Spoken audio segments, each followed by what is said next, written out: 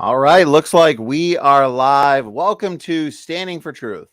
I am your host, Donny, and I want to thank everybody for being here for the next chapter in our evolution debate series. We have an earlier one today than usual, and I've got Nick from the Planarwalk YouTube channel and Dr. Dino debating evolution. What is the best evidence for evolution? And before we get right into the fun, what I like to do typically is kind of get to know the debaters a little bit, break the ice. And Nick, since it's your first time on the channel debating here on the platform, I do appreciate you being willing to engage in this important topic. Why don't we start with you? A little bit about you, a little bit about your channel. Okay. Well, I'm Planarwalk. I should probably start with a hoi hoi. I'm Planarwalk because that's usually how I start. And I make videos usually about different types of pseudoscience, a lot about flat Earth, because I think we can all agree that flat Earth is quite silly. So, but yeah, just all kinds of different things that I think are silly or pseudoscientific, and I look at the evidence and all that kind of stuff. All right. Well, I appreciate that introduction there, Planarwalk. I've got your YouTube channel link in the description box. So for anybody in the chat, if you like what you're hearing from Planarwalk, check that out. Dr. Dino, good to see you. How you doing? A little bit about yourself, a little bit about Dell. Well, thank you, sir. I'm Kent Hovind in Lenox, Alabama, a little bitty town straight north of Pensacola. I've been a Baptist preacher 48 years. I taught science 15 years in high school. I defend the position that the Bible is literally true. I would agree with Nick 100%. The earth is round. It is not flat. Only Kansas is flat. The rest of it's round. I think that is pseudoscience. I think it's also pseudoscience to believe in evolution. I'm excited. If he wants pseudoscience, by the time we're done today, he'll be producing videos against the dumb religion of evolution. That'll be great. All right. All right, Kent, appreciate the... Should be a good one. Appreciate the introduction, Kent and Planarwalk. So for the audience sake, what we are going to be doing is more of a free-flowing kind of back and forth debate. We're going to have short opening statements introducing the topic, introducing a point or two for the debaters, Kent and Nick, to discuss. And of course, we are going to be starting with Planarwalk with that. And as usual, we're going to have an audience Q&A at the end of the debate. So make sure that you're tagging me with your questions. Tag me at Standing for Truth, and that way I won't miss them. Okay, let's get right into it. Planarwalk, we're going to hand it over to you. If you have any slides, anything like that, of course, I can share screen. And whenever you're ready, the floor is yours. Okay, so I do have a few things to show, but first I have a few questions that I'm going to be asking Kent. So for this debate, I want to focus on evolution, macroevolution. Now, I'm not a big fan of the term macroevolution, but we'll use it just for the purposes of this debate. The first question that I want to know is what genetic mechanisms are there to prevent macroevolution from occurring over a long time frame? We all agree that microevolution can occur. Small changes that may not change things too much. But is there any genetic reason why macroevolution shouldn't occur? That's my first question. And the second question is what environmental mechanisms might prevent macroevolution from occurring. So there's plenty of different environmental evolutions that actually environmental mechanisms that can actually facilitate macroevolution. Things like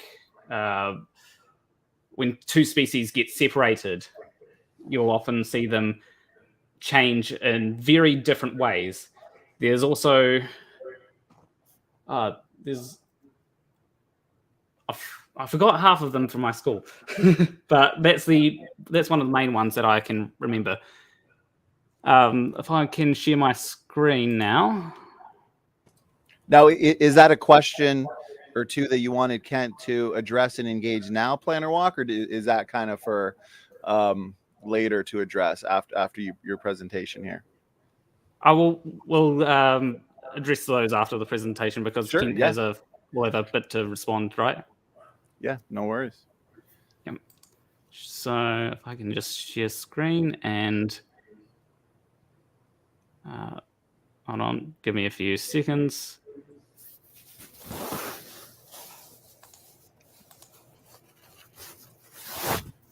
Okay. Looks good. So when it comes to one of the things that I want to talk about isochron dating, because isochron dating is a very good way for measuring the age of rocks. Isochron dating, for different types of dating, you've got argon dating, you've got I forgot all the different ones, but isochron dating uses different dating methods, and you want to look at the isotopes in a particular rock. Now, if there has been contamination of the isotopes, or if there's been contamination of the rock, then you should see the isotopes not lining up. However, if the rock is just as it is from the ground, without any contamination, then the isotopes should all line up. This is ratios of different isotopes in the rock. This is what this shows. And this is far better because you can tell, okay, has there been contamination? Has this particular element leaked out of the rock or something? We do this with carbon dating to an extent as well. If we want to see, okay, because there has been an unusual amount of carbon in the atmosphere lately, how much carbon in this rock is due to that, and has it been contaminated by the higher levels of carbon? We can look at carbon 13, I think it is, see how much of that is in a carbon life form to determine whether it's recent or a long time ago. We look at the ratios of all these things. If the ratios line up, we can tell that it hasn't been affected by contamination. Another thing that I want to look at is chromosome 2. So chromosome 2, we find that there is on most chromosomes, there are 2 sets of telomeres and 1 centromere. On chromosome 2, however, there is a hidden telomere there that we can find, as well as a hidden centromere. I forget the correct name for it, but there's these things that show that these have been fused. These 2 chromosomes have been fused. And we can look at some other of the great apes and see that they have 2 separate chromosomes where we would expect to find chromosome 2. And this is good evidence for us having a common ancestor with other apes. Another thing that I want to look at is ERVs, endogenous retroviruses. These are something that we've got heaps of ERVs, but there are particular ERVs that are in the same ERV in the same spot between humans, chimps, gorillas, orangutans, etc. And if this happening by random chance, 2 different species getting the same ERV by random chance is astronomical. I think it's 1 in 50 million of the same ERV being in the same place. And yeah, so that's all Sure. Looks good. Planarwalk, dating methods, specifically isochron, chromosome 2 fusion, endogenous retroviruses, and a couple questions relating to micro and macroevolution. So a few topics there for us to engage. Before we do so, we'll give Kent equal time. That was about 6 minutes. So Kent, we'll hand it over to you. 6 minutes. Floor is yours. Right. That's why I thought we agreed on 1 topic at a time. We already have 3 on the table. I can't answer all 3 in 6 minutes. I much prefer a whole debate be on 1 topic. I think the reason he chose the carbon-14 or the dating methods first is because he probably knows full well, without billions of years, his whole theory collapses. It doesn't matter what changes we see in animals or plants. If you don't have billions of years, they cannot add up to what he needs of everything being related to a common ancestor. So that's where the issue of the age of the earth is absolutely critical to the atheist, they have to have billions of years. And if you take that away, it's just like taking a pacifier out of the mouth of a baby. They holler and scream. They've got to have that pacifier because in their mind, time solves everything. Truth of the matter is time makes it worse. The longer you wait, the more things decay. Things wind down. The earth slows down in its spin. The moon recedes from the earth. The oceans fill in with salt. There are thousands of indicators the earth cannot be billions of years old, but they need billions of years to make it look good. Radiometric dating is used on certain types of rocks. I cover this in great detail on my video number 7. In my series, you can get $50 the whole thing. It's Q&A, questions and answers. It's actually 5 hours long, 2 different DVDs, just covering these type of questions. Igneous rock, metamorphic rock, sedimentary rock. I taught earth science 15 years. I love studying rocks. I live in a gravel pit. We got all kinds of them here. So there's all different types of rocks. In 1830, a guy named Charles Lyell said all these rock layers are different ages. Stop right there. There's where the mistake came in. They say the top layer is younger. Stop. How can it be younger? Where's it coming from? This whole geologic column that they rely on does not exist anywhere in the world except in the textbook. It's pure imagination. There is no geologic column. There is no Jurassic age. There is no Triassic, Mississippian, Devonian, Silurian. It's all baloney. Every time people come, we flip this thing over. It'll form 10 or 15 or 20 different layers in minutes. Is the top layer younger? No. So, Nick, you've been taught something that is absolutely baloney. There is no geologic column. None of the layers are different ages than any other layers.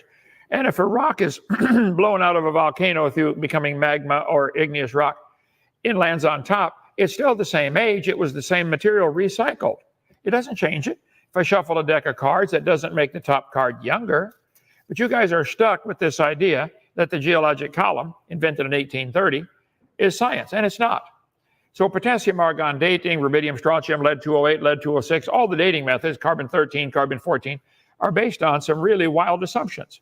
In the 1950s, they developed carbon dating. And Willard Libby did this. 1946, Willard Libby said, I think we can check and see the age based upon the isotopes of radiocarbon, carbon-13, carbon-12, carbon-14, etc. So they tried to make this. The accepted ages for the rock layers was set back in 1830. Then 120 years later, they try to carbon date them. And if your carbon date doesn't match the accepted date, it'll be rejected because the accepted date was already accepted. And this is where the problem comes in. Carbon dating, conclusion. The underlying assumptions should be that fully half of the dates are rejected. Why don't they accept half of the dates they get from carbon dating? They don't match the geologic column. And the geologic column doesn't exist anywhere. It's imagination. So they start off with a lie that the layers are different ages, and now any dates that you get have to match this stupid column. Radiometric dating would not have been feasible if the geologic column had not been erected first. They've known this for 40 years, okay? Ever since William Smith, fossils have been and still are the best and most accurate method of dating and correlating the rocks.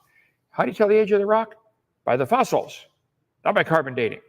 Apart from very modern examples, which really are archaeology, I can think of no cases of radioactive decay being used to date fossils. This was 40 years ago. Nothing's changed. There are 38 elements that are radioactive, and you can study this the rest of your life. Okay, there's uranium-238, uranium-235, rubidium, strontium, lead, etc. These things are radioactive. They decay into something else. I agree. I understand. All right? So carbon is one of them. Potassium-40 decays to argon-40 at a certain known rate. About half of it would decay in a certain rate, we think. Assuming no contamination, assuming the rates remain the same, assuming there's been no other outside forces to change this, and assuming none of the daughter element was already in the rock but the creation of it. I think that's a far stretch. Carbon-14 decays to nitrogen-14 in 5,730 years. Okay. This is used to date previously living things. So carbon dating only works on things that used to be alive. Okay. Earth's atmosphere is about 300 miles thick, but only 10 miles contains nearly all of it. Okay. Most of Earth's atmosphere is within 10 miles. Our atmosphere contains mostly nitrogen, 21% oxygen, and a little tiny bit of carbon dioxide. 3 naturally occurring isotopes of carbon on Earth. Carbon-12 is 99% of all the carbon. Carbon-13, which is 1%. Carbon-14, occurs in trace amounts, making up 1 atom per 10 to the 12th atoms. So 1 atom out of 1 times 10 to the 1.5 times 10 to the 12th is 0.000000, very little radioactive carbon-14. And that's what they're trying to determine the age of objects with, carbon-14. Guys, you can barely find it and measure it. Earth's atmosphere is mostly nitrogen, carbon dioxide, 0.000765%. A little tiny bit of that is radioactive carbon. It mixes with the other gases in the normal atmospheric movement, and that gets absorbed by plants. Plants breathe it in. I could take the whole debate just on carbon. Nick, you brought up 3 topics. My time's up. Which one would you like me to answer? Go ahead. Okay, just 1 second. Let me, 6 minutes really does fly by. So I got questions flying in, and I am saving them. So I appreciate the questions coming in for an audience Q&A. So yeah, let's engage these points. Looking forward to this. Nick, let's hand it over to you, for a response, and just kind of go back and forth on one until we've hit them all. So here we go. Floor is yours. Okay. So I'd like to start with what genetic mechanisms prevent macro evolution from occurring over a long time frame.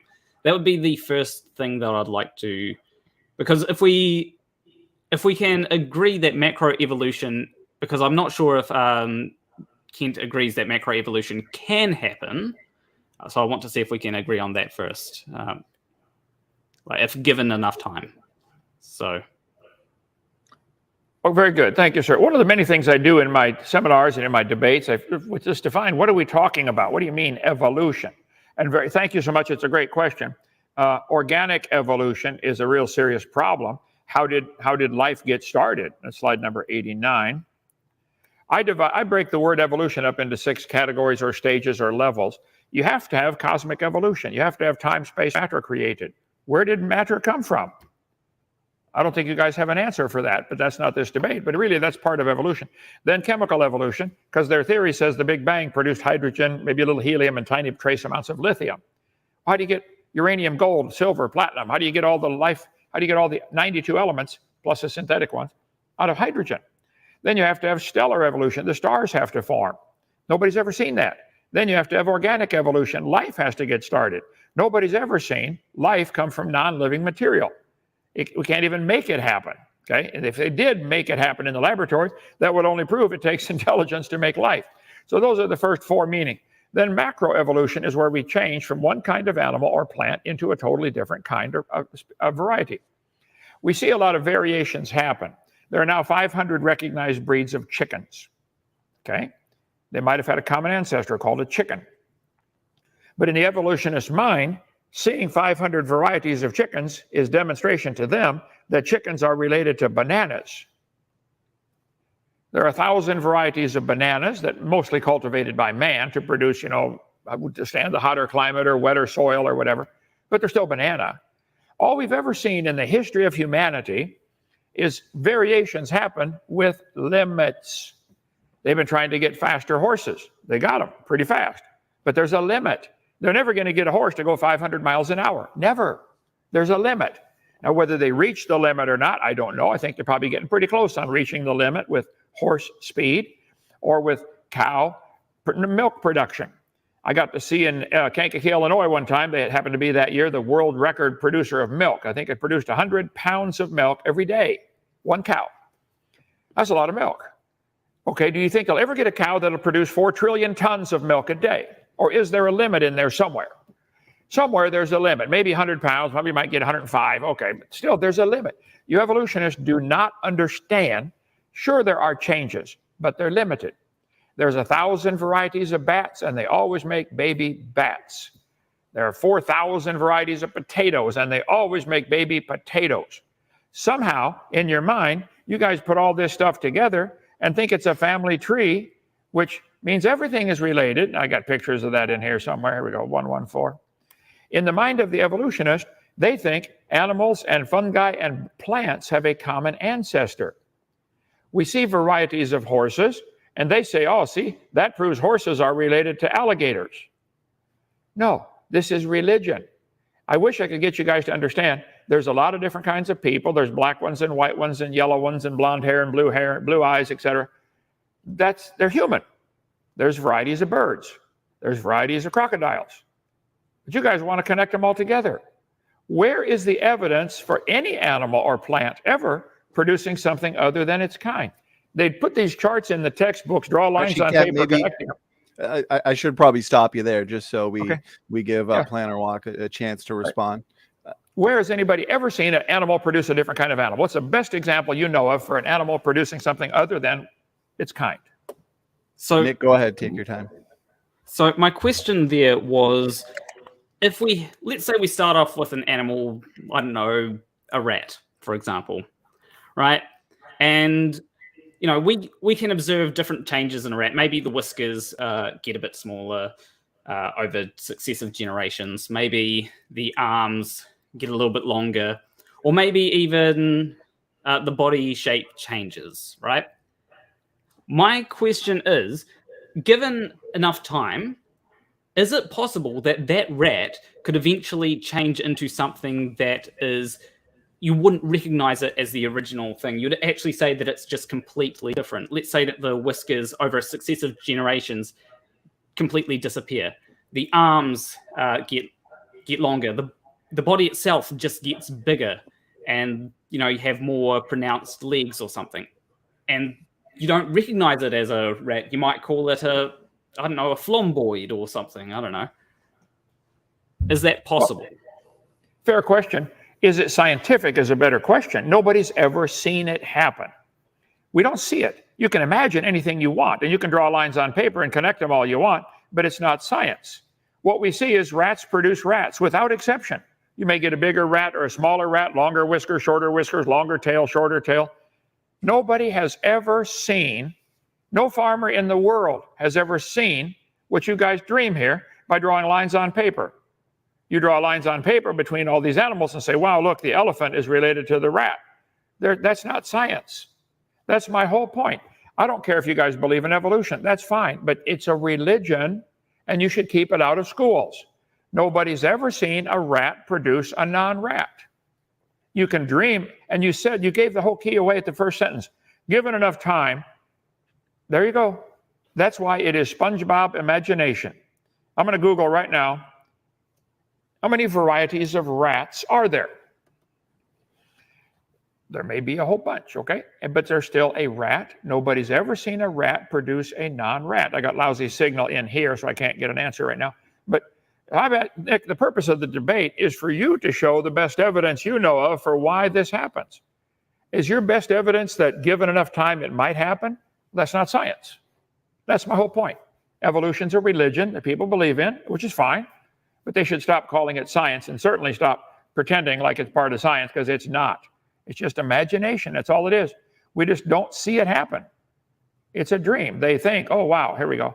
Slide number 754, Alt-DV. So I don't mind if somebody has their own religion, but they draw lines on paper connecting the rat and the human and the bird. Nick, do you believe you are related to a rat? Well, we have a common ancestor, but my question is, can this happen? Because if it can't happen, right, if there is a genetic reason why we can't have a rat change into something that is you would not recognize as a rat, then that's obviously a big problem for evolution, right? If it can happen, then we can go on to the next thing and discuss what the evidence is for that happening. But my question is, can it happen? According to Live Science, there are 60 species of rat, typically 5 inches, some longer, some shorter, some bigger, and they classify them into 7 different classifications. Okay. I never studied that before. I used to raise hamsters, and we always had baby hamsters. So given enough time, time's not going to help. It's going to make it worse. But all we've ever seen, and you say, what would stop it from going? Apparently there are genetic limits. Like farmers been trying desperately to get bigger cows to get more beef. Okay, you got some pretty big cows. They're still cow. So what would happen? I guess we'd have to say there are genetic limits. There's certainly mechanical limits. Like, could you get a cow as big as Texas? Well, no, gravity would make it where he couldn't move. You're never going to get a cow as big as Texas. There are physical limitations. Here it is, slide number 1042. Oh, no. So there's varieties of horses, and I've mentioned there's a limit. They've been trying to get faster horses for a long time. They're down to 120 seconds to go over the Kentucky Derby. Do you think they'll ever get down to 5 seconds? No. There's bigger and bigger cows, and cows that give more beef, more milk, stand the hotter weather. We talk about the variety of chickens. So the limits would be imposed by the genetics. That's why you're never going to get a chicken that it turns into a reptile, or a reptile turning into a chicken. You can dream it if you want and draw a line between a T-Rex and a chicken, but it's not science. So that's all. I just object, Nick, to them saying we have evidence for evolution when they don't. They have evidence for variation within the same kind, and the Bible says 20 times in the first 7 chapters, they will bring forth after their kind. Nobody's ever seen anything else. I think I believe that. That's science. So what? I was going to ask, what would those genetic limits be? Like, what is there that would stop us from changing too much in the gene code? Well, all the gene code changes we've ever seen are harmful or fatal or neutral. Nobody's ever seen an adding of information. There have been many times I'd like to get someplace faster and could use wings on my back. How could I possibly grow wings on my back so I could fly and get there faster? You can't. Nobody's ever observed adding information that's useful. We've seen plenty of mutations. We got some ducks here. They got feathers growing out the side of their head. Big. That's a mutation in the skull. The bones didn't grow together, right? So the feathers grow funny on that spot. Not helpful. What do you mean? I'm sorry. What do you mean by adding information? Do you mean like more genetic code being added in, or do you mean the information changing, so a new allele? Well, the charts that you guys rely on show, see home, the charts show everything being connected. Let's see. Oh, no, hang on, 114. So in order, I'm sorry. In order for, let's take this one, which has some type of amphibian turning into a human. What information would have to be added to change a reptile, if they have a 3-chambered heart, into a human with a 4-chambered heart, for example? That would take new information, and we've never seen that. I think there'd have to be some changes to go from a reptile to a bird. Where do you get the feathers? This is new information. Reptiles don't have feathers. Where do you get this information from? The gene code that is the code that builds us, or builds every animal as they grow, is you'd have to have new gene code. Where's the examples of it happening? I'm not aware of any. Well, because getting from something like a reptile to a human, that would be many, many, many different steps, right? You'd have heaps of different changing of information. When you've got the gene code, it's not necessarily you will always get new information. Sometimes a chromosome may duplicate, right? You might get 2 chromosomes instead of 1, and eventually you'll get to something different. My question would be, is there something... Oh, just trying to think. So is there a mechanisms that stops us from, stops a new chromosome from being added or something?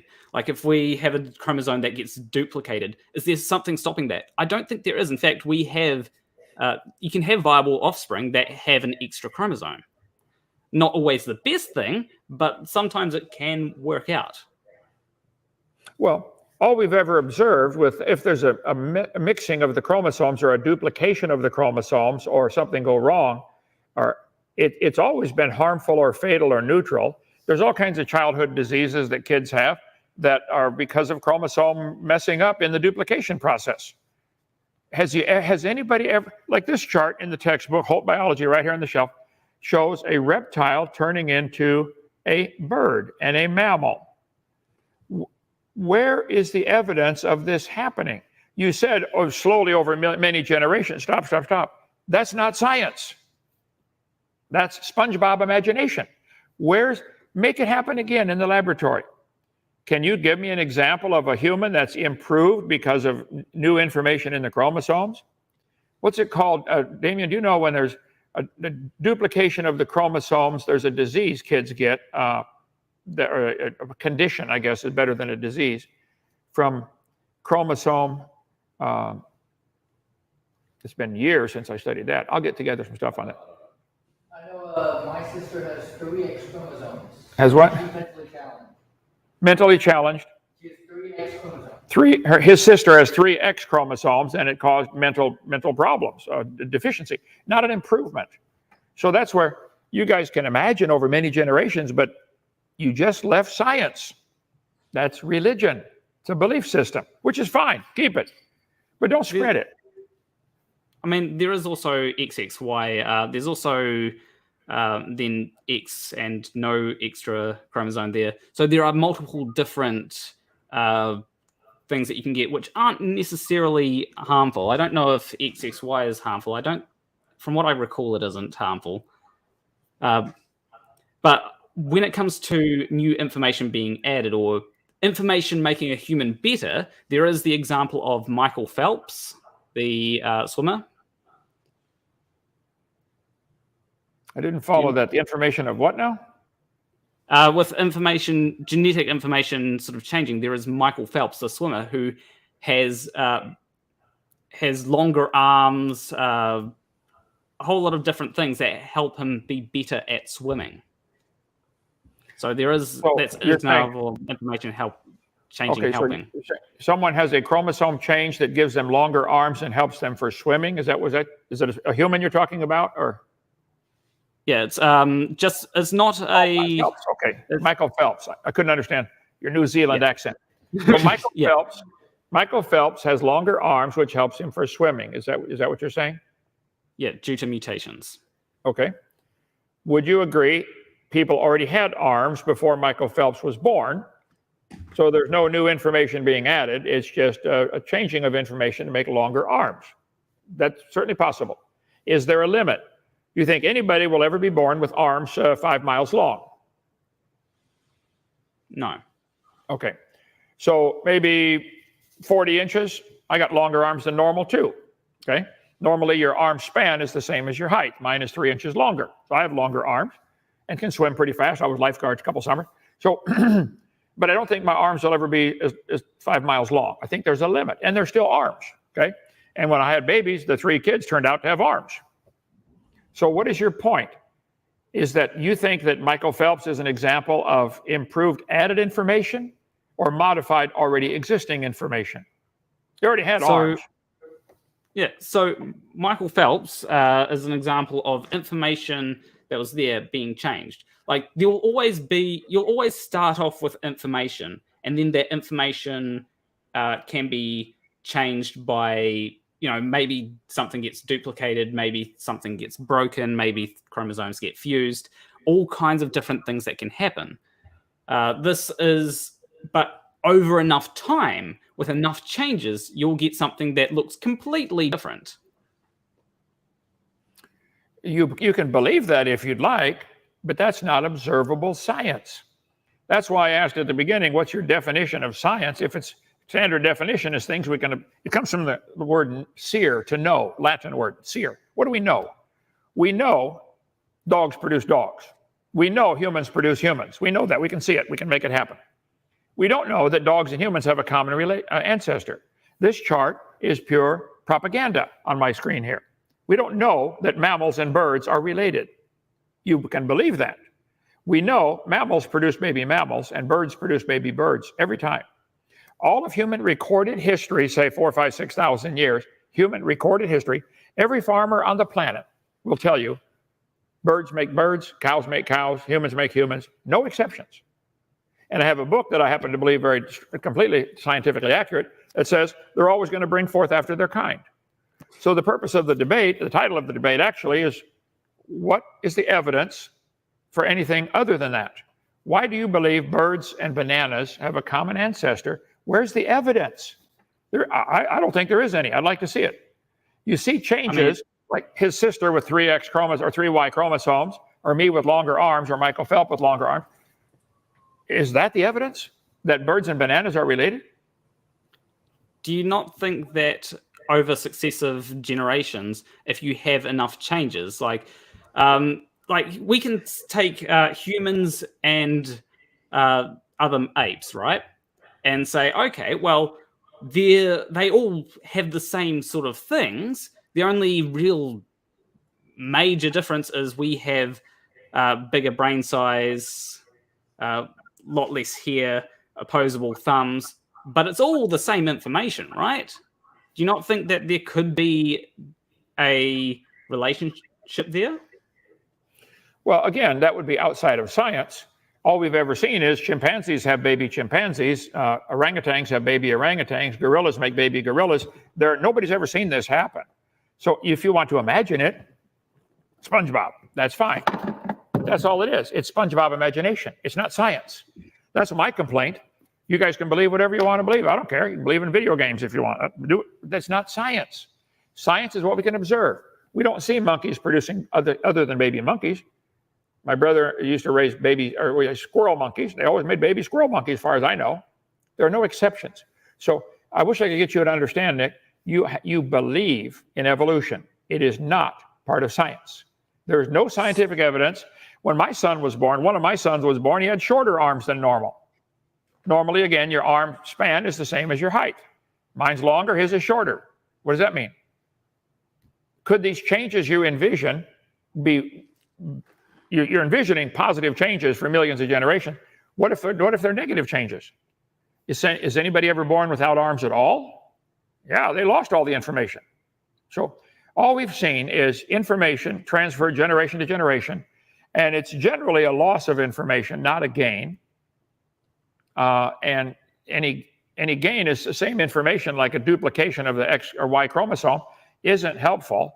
It usually causes mental disorder is the biggest thing that is caused from these changes. So that's my whole point of this whole debate series. Where is the evidence of this happening? You guys believe this chart here. You believe reptiles turned into birds. Where's the evidence beside, well, if we had enough time? Stop. That's not evidence. Where's the evidence of any reptile producing anything other than a baby reptile? Go ahead. So I have a quick question here. What makes humans and other apes not in the same kind? Well, there are chromosome number difference, obviously. And just counting the number of chromosomes is only the beginning. You can take each one of those chromosomes and do the genetic code on it.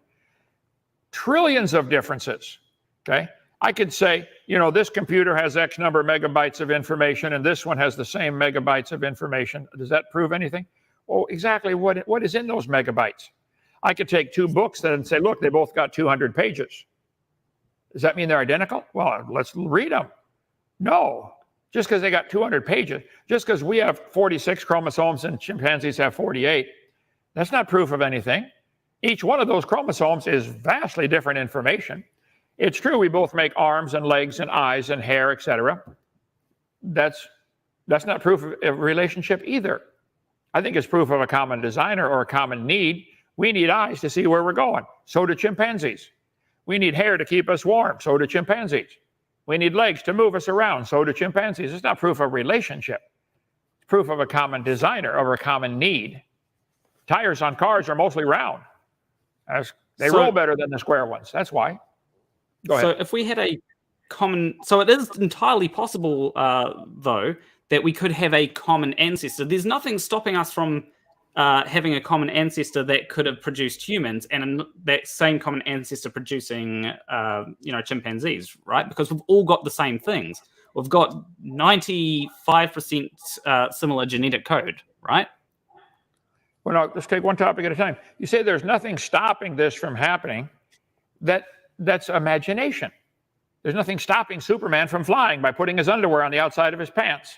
But it doesn't happen. It's not observable. So chimpanzees have never been observed to make anything other than baby chimpanzees. So as far as what exactly is stopping it, I would say it must be a genetic limit. There seems to be genetic limit to horse speed. They got down to 120 seconds on the Kentucky Derby, pretty fast. Get it down to 2 seconds. There's a limit. You don't want to see there's a limit to chimpanzees, big chimpanzees, small chimpanzees. There may be some limits. I don't know how many varieties of chimpanzees there are. I'll Google that later. But they're still chimpanzees. So you say there's nothing stopping us. This shows your great faith. You're a religious zealot promoting a religion, and you believe chimpanzees could turn to humans. And you don't believe there's anything stopping it. Okay, that's not science, though. We don't observe that. All we observe is chimpanzees making baby chimpanzees. Where's the observation? That's science. That's what I want to see from any evolutionist. Not imagination. Where's the science? So when it comes to limits, right? Let's take, we found fossils of Lucy, for example, right? Is there any limit that stops Lucy from becoming a chimpanzee? Is there any limit that stops a chimpanzee, or is there any limit that would stop a chimpanzee from turning into something that looks very similar to a human? Okay, well, I don't think you could use any fossil at all as evidence in a court of law. An honest judge, if you brought in Lucy's bones, you laid out the bones on the table, said, Your Honor, here is Lucy. From the Beatles, or whoever was the song, Lucy in the Sky with Diamonds. Okay, this is a chimpanzee-type animal, 3 feet tall. Here's the bones. They look similar to humans. We think this is an ancestor to modern humans. Any judge, any lawyer with second-grade education would say, Your Honor, you don't know that these particular bones had any children. Do you know that Lucy had children? Well, there is the reason why we use fossils. Sure, Lucy, that particular fossil may not have had children. However, it would have been similar to, like, if we find a whole lot of human bones, right? We can conclude that, let's say that there are slightly different. They may not have had children themselves, but their relatives would have had children, or their very similar relatives would have had children, right? Like, I'm related to my uncle, right? My uncle hasn't had children, but I'd be very similar genetically to my uncle because my uncle's sister had a child. Sure, but my point remains. You could not use Lucy as evidence for evolution. You don't know that one had any children. You certainly don't know it had children that were different. No chimpanzee today can produce children that are different. Why would a bone you found in the dirt count as evidence? No fossil could be used as evidence for evolution.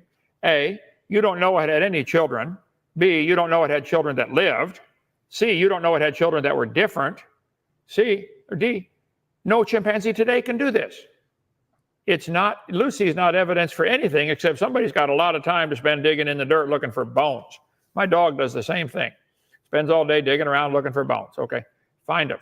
But no fossils count as evidence for evolution. None. So there's no fossil record. Do you think that Lucy was the only species of whatever Lucy was? Do you think that this the only fossil and the only? Oh, if you found 500 of them and lined them up and had little differences, look at this one's got little longer arm, longer. You could line up all the fossils you want. I could line up all the ink pens and pencils in my cup and say, wow, look, this one has a button on top, this one doesn't. Oh, a new added information. They're both designed to do what they do. I don't know that they're related. I don't know if they came from the same company. This one doesn't have a button, this one does. Wow, retractable, cool. So if you lined up 500 fossils and they look like they went from chimpanzee to human, that still would not be evidence that it happened. It would be imagination. Well, we do know that microevolution can occur, right? We know that you can have a mutation that can change your hair color, have a mutation that might change the structure of your bones slightly, might make your arms longer. We know that these can happen. Is it not too much of a stretch to then go, well, if this can happen over millions of years, and the information that keeps on getting changed, right, that carries through to successive generations, is it not too much of a stretch to go, well, the change between humans and Lucy could have absolutely happened. Well, is that too much of a stretch? Yes, it's a stretch. Even if it did happen, it wouldn't be science because we can't observe it. We see varieties of dogs produced. They cross coyotes and dogs. Wow. They cross wolves and dogs. Wolves and coyotes can mate. Oh, wow. Wolf meets coyote meets wolf. The coy wolf. It's happening, okay? So there's a variety of dogs. I forget, over 500 now varieties of dogs, okay? 40 subspecies of wolf. Wolves of the world.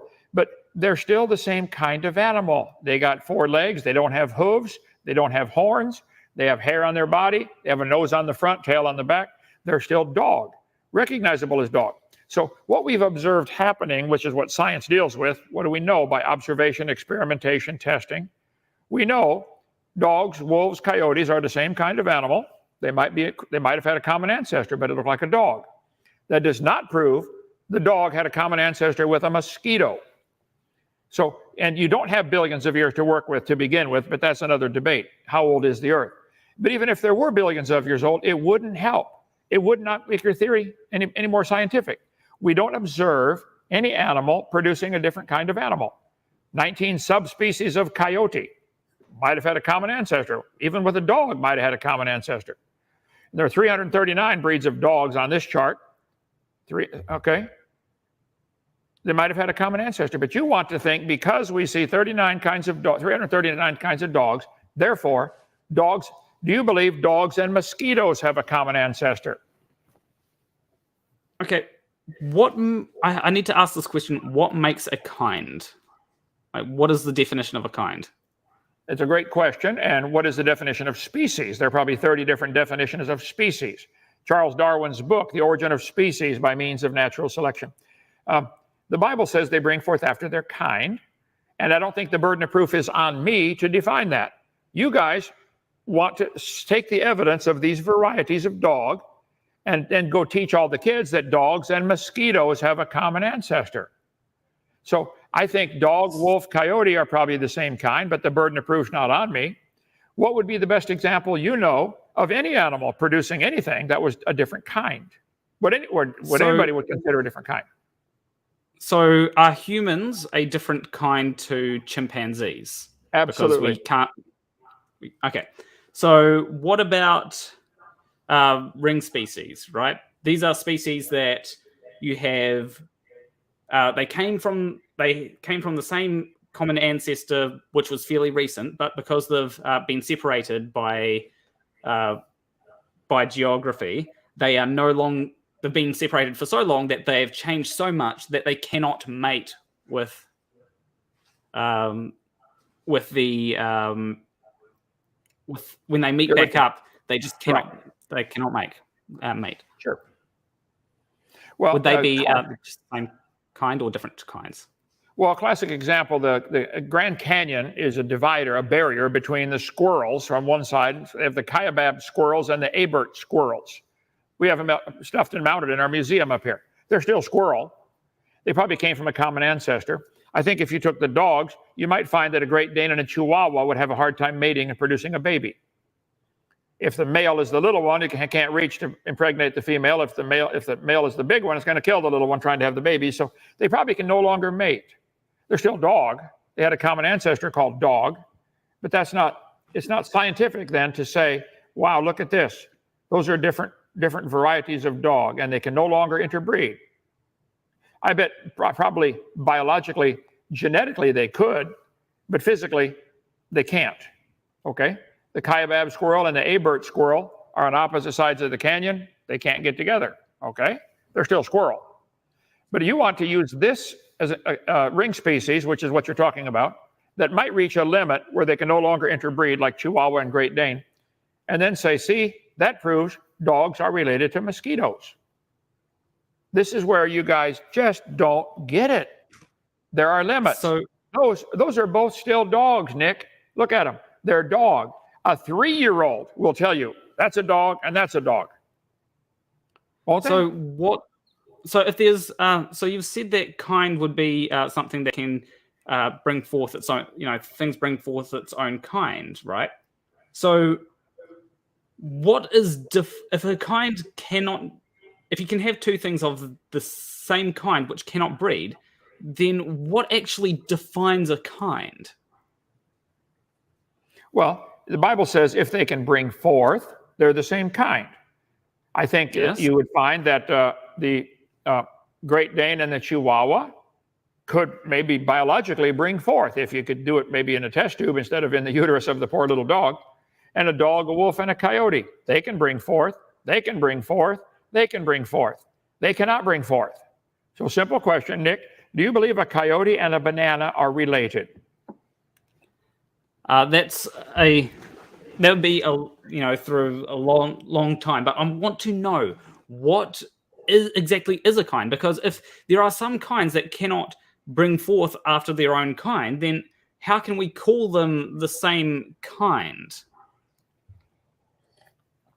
Well, I think if we could trace back the lineage, we would discover pretty easily they were able to bring forth and something mechanical happened. Like in the case of the dog and the wolf, they're different. They generally don't interbreed, but they can. They can bring forth. Coyote and wolf can bring forth. Coyote and dog can bring forth. They normally don't, but they can. But I guarantee you, none of them can bring forth with a banana. So if we go back to, through human evolution, we can find the lineage back to Lucy and then go, okay, well, because we've got the lineage to Lucy and Lucy has a lineage to a chimpanzee, therefore humans and chimpanzees must be the same kind, if that is true, right? First of all, you got several assumptions in your statement. We cannot go back. If we can go back, we can't go back, okay? So that's not science. And we can't go back through the lineage of anybody beyond a few hundred years, what you know is your grandpa and your great-grandpa. You cannot go back and know for sure you're related to a banana. You can believe that if you want. And we don't know Lucy had any children at all. You got bones in the dirt, that's it. 3 foot tall, obviously some type of chimpanzee. So what? Chimpanzees die all the time today. Do any chimpanzees ever produce offspring that are not chimpanzees? Bible says they'll bring forth after their kind. I believe that's true. Now, I'm not asking for that to be taught at taxpayer expense, but I think that's the most logical scientific answer. And Darwin's book, Origin of Species, only muddied the water. Microevolution, which is what your earlier question, sure, that happens. I don't think we should call it microevolution. We should call it a variation, because calling it microevolution starts to give some credibility to the dumb evolution theory. Changes within a small group of organisms, okay, it's still the same kind. Science can demonstrate dog, wolf, coyote have a common ancestor. I agree. Therefore, should we conclude dog and bird have a common ancestor? No. Dogs and wolves have a common ancestor. Dogs and birds do not. Even if they did, you couldn't prove it scientifically. You could only imagine it. It's not the whole purpose of this debate series is to get you evolutionists who want all of us to pay for your religion to be taught in schools. Where's the evidence that a dog and a bird have a common ancestor? You got the charts in the textbooks, and we all pay for these things, but that's not science. A dog and a human, common ancestor. Do you believe a dog and a human have a common ancestor like this chart shows, Nick? Do you believe that? We need to start with, things like, things very... Well, I'll use the term local, even though that's probably not a great term to use, because, if we're going to go back and, have all the fossils that lead all the way back to whatever our common ancestor is, and have all the fossils, that would take a long time. So it's very easy to start with the fossils, that we do have. We've got fossils that show that there is a progression. And if you take this progression from Lucy to, you've got Homo erectus, Homo neanderthalis, and Homo sapien, and a whole lot of other things in between. We can see that there is a progression of bones of something that looks fairly different to humans. There's also a progression of bones of something that looks fairly different to chimpanzees from the same thing. How is this not evidence for evolution? It's arranging things in order based on a preconceived idea. It's not science. We don't observe it. First, we cannot go back. Okay, you can't go back. Secondly, no fossils count, none. All the fossils prove is something died. You don't know that fossil represents an animal that had any children at all. You don't know that. Hold on. I just want to say, so if no fossils count, we can't tell anything from a fossil, then we can't even tell that something died from a fossil, right? I didn't understand your verbiage there. What now? So if fossils don't count for anything, then we can't even tell that something died from a fossil because, it doesn't count, right? Well, fossils, the fact that fossils are found at all, I think is much better evidence for rapid burial and a flood. See, fossils don't form today. How many animals are going to die in New Zealand today? Thousands and thousands are going to die. How many are going to fossilize? Probably none. Fossils don't form without very special conditions, rapid burial. And the fact that billions of fossils are found with all the parts still articulated. The head is still connected to the neck, and the neck to the body, and the body to the arms. All the bones are in position, sometimes in position of drowning, neck arched back. All the fossils that are fully articulated indicate rapid burial. Fossils aren't forming today anywhere that I know of. So the fossils, I think, all of them represent a flood in the days of Noah. So you just used fossils to try and bring about a conclusion. You used some data to try and interpret a conclusion from that. And that's the exact same thing that I do with the fossils. I look at them and go, okay, well, these fossils, if we can look and see that there are slight changes, right? And we know that slight changes happen through genetics. So can't there be a slight change from Lucy over successive generations to humans? Well, first of all, Nick, you do not see any changes in the fossils. You arrange them in an order that you want them to be in. I could put a bicycle which has 2 wheels, and then a tricycle which has 3, and then a car which has 4. It went from 2 to 3 to 4. Is that proof of anything? No, I arranged them that way. There are animals like chimpanzees that are fossilized. There are animals like gorillas that are fossilized. You might find a bigger chimpanzee or smaller chimpanzee. You don't know there's any connection. You don't know they had any children at all. My point is, 2 points. Fossils that are found fully articulated. I mean, today when an animal dies, it gets dragged all over the woods by the buzzards and the coyotes and the ants and the seagulls, and everything drags it all over. So they're not articulated like they are in the fossil record, in the fossil form. In the dirt, we find lots of fossils fully articulated, and I think it's indication of rapid burial, quickly. And you don't know that they're connected to anything else. There's a lot of animals alive today in the world. Why don't we see them produce something? Chimpanzees are still having babies. Don't show me the bones from the dirt. Go to the zoo to ask the zoo director, which of these chimpanzees has a baby that is becoming non-chimpanzee? I'd like to see that. It doesn't happen. It's imagination. Go ahead. When it comes to evolution, it's slight change. Like, you're never going to get something that is, I agree with you that, a human isn't going to give birth to a banana. I agree with you, because the theory of evolution does not say that would happen. What it says is that over successive generations, there are very slight changes.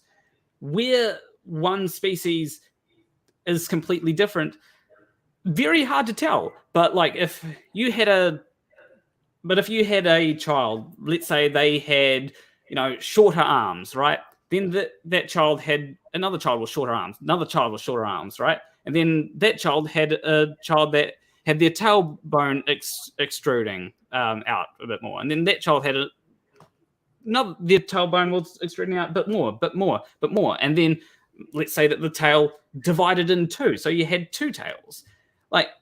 That would be something that would be very different to what it initially came from. And if it happened over a long time, then we can go, okay, well, is it really a human? I mean, it did come from a human, if you go back.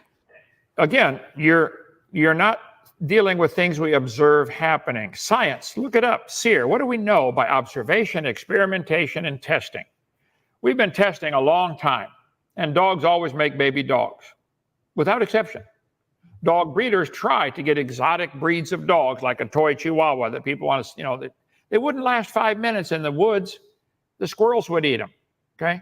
So the fact that we got these exotic breeds of dogs that man has developed by selecting by artificial selection, sure, but there's a limit. They're never going to get a dog as small as a flea or as big as Texas. There's a limit. But you guys want to draw lines on paper and say that the protozoa, which does not have arms like we do, does not have bones, where did it get the information to add bones to turn to a human?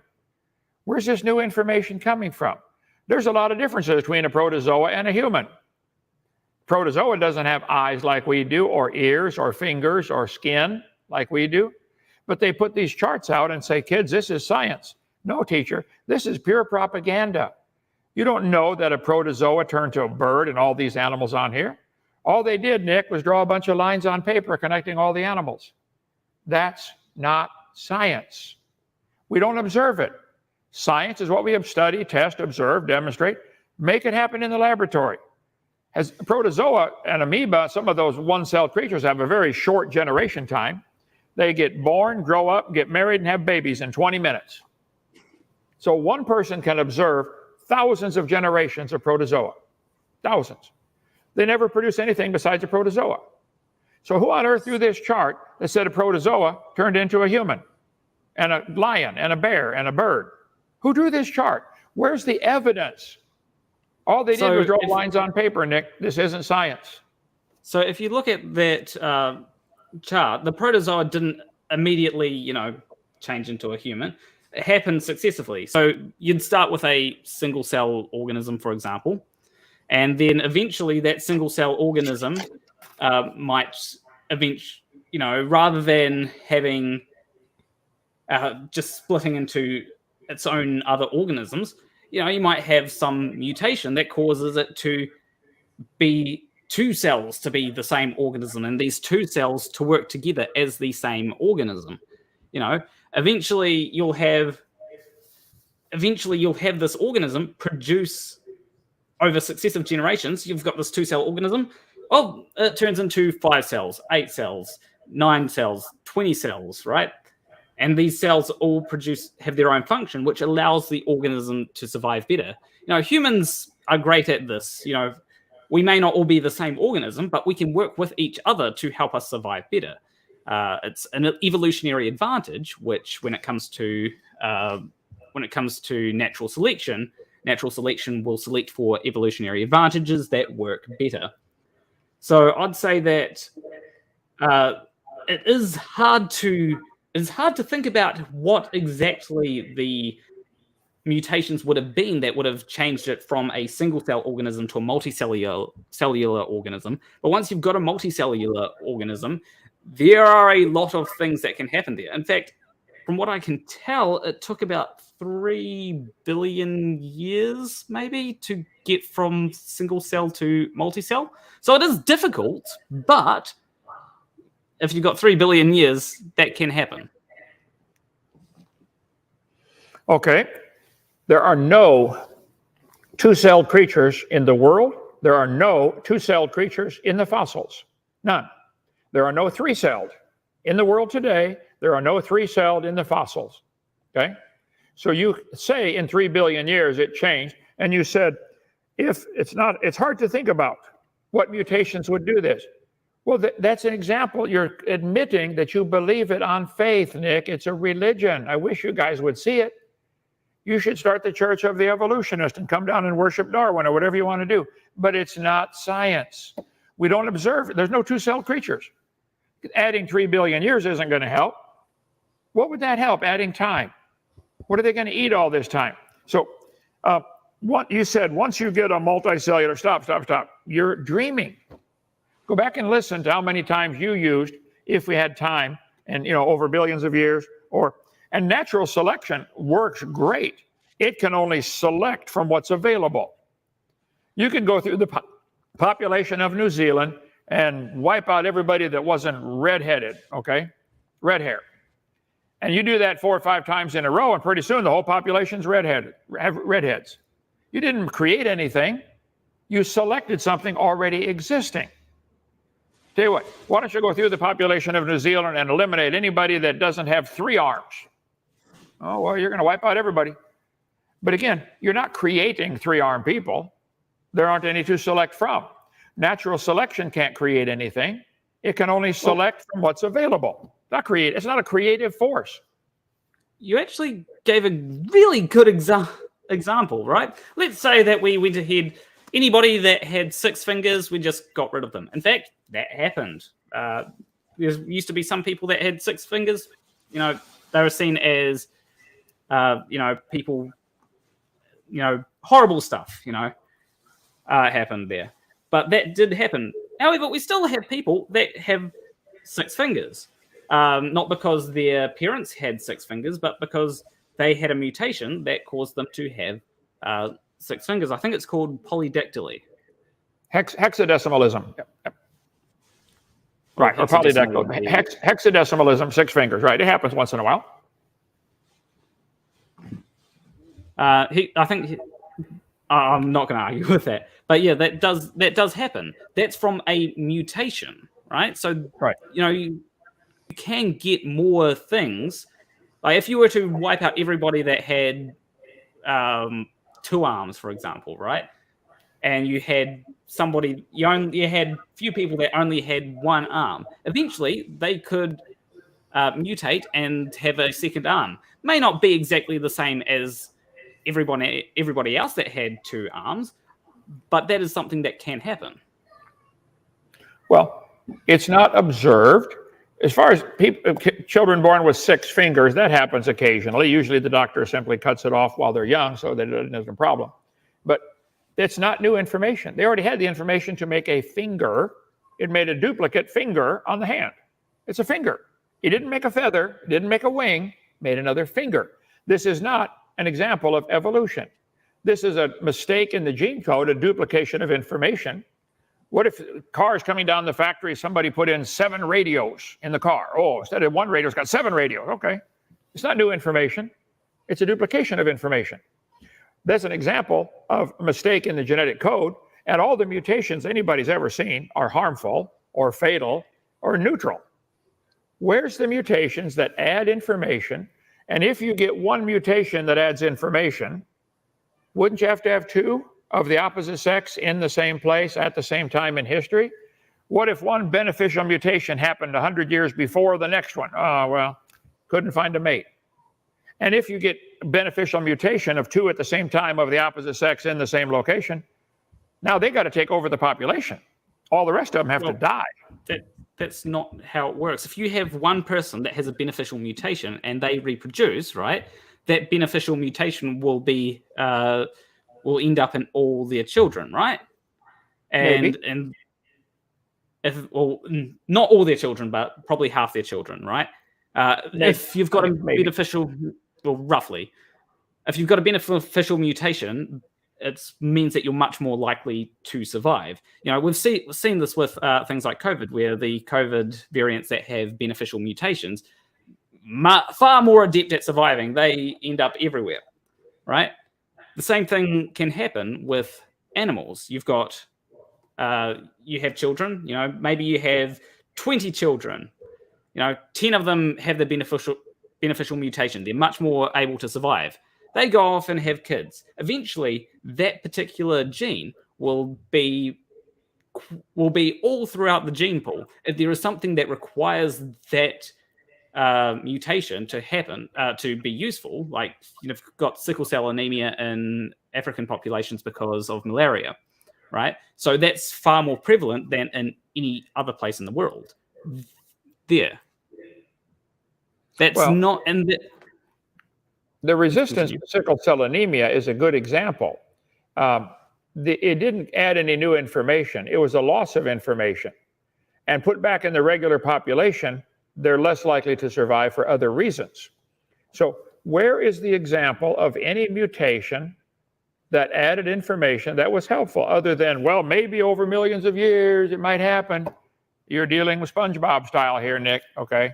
Nobody sees it. It's imagination. We don't see it happen. I like science. I'm sick and tired of evolution theory polluting our good science books. It ought to be taken out. Actually, I'm just going to jump in real quick, Nick, and I want to give you the opportunity to respond. I just wanted to make sure that we were exhausting the topic, and time is flying by. You guys are making it very easy to moderate, very cordial, very respectful. So I do thank you for that. Nick, I was wondering if you wanted to, in the last few minutes of the discussion, before we get to some of these 10,000 audience questions, if you wanted to bring up, you know, I think your other two arguments from the opening statement. But it's totally up to you how you want to, you know, spend or approach the next few minutes before audience Q&A. Go ahead, Nick. I think it would be good to just stick with the same topic rather than, you know, having it, you know, suddenly switch to another topic 2 minutes before. Sure. Yeah. I think that's a good idea. Okay, go ahead, Nick. Feel free to respond. Yeah. So a point that I want to bring up is about this. Because the way that you use adding new information is kind of flaky. Like if we get a new finger, right? Yes, it's copying information that was already there. But if we have, there can also be mutations that add in a nucleotide to the DNA, right? Would that be, if a nucleotide gets added, would that be adding new information, or is that just a change of information? Well, show me it happening. You're imagining again. You're saying if, stop. Science is what we can observe. Who's ever seen this happen? Nobody. Nucleotides get added all the time. Well, yeah, but where does it add new information that changes it something dramatic to something else? Do you think that would turn an amoeba to a human like this chart shows? You really believe? Oh, go ahead. Well, there are multiple different ways to add information. Like a common way is by duplication of information, right? Is that not adding information if you duplicate information? No. If I said, here's a book on how to fix your car. Oh, better yet, Nick, here's 20 books on how to fix your car. It's the same information, duplicated. It's identical. That's not going to change it to something else. It's duplication of existing information. It's not helpful. A waste of energy, but okay. Okay, so if I duplicate that information, right, and go ahead and make changes, right, to that information, at what point, like let's say you give me 2 books on how to fix cars, and I go, okay, go through one, change it, and eventually it's, I don't know, eventually it's the dictionary, right? Is that new information there, or is it changed information? Well, that's an example of how it would be new information, but it's not been observed. The book doesn't change from a car fixing manual to a dictionary, and dogs don't change to a different other than a dog.